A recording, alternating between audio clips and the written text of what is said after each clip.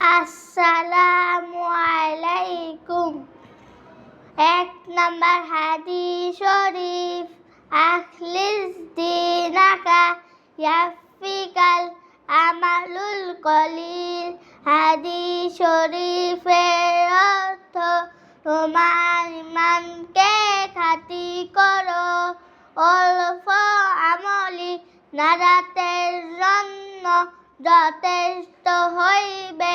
2 নম্বর হাদিস শরীফ, খায়রুকুম মান তাআল্লামাল কুরআনা ওয়া আল্লামা।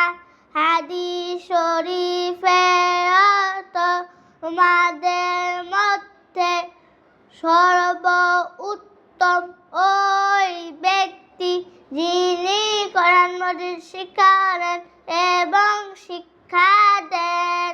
3 নম্বর হাদিস শরীফ, তলাবুল ইলমি ফারিদাতুন আলা কুল্লি মুসলিম।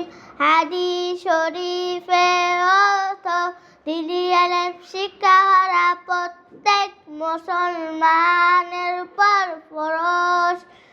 4 নম্বর হাদিস শরীফ, আত-তুহুরু শাতরুল ঈমান।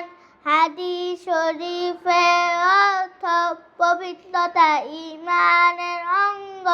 5 নম্বর হাদিস শরীফ, মিফতাহুল জান্নাতিস সালাহ।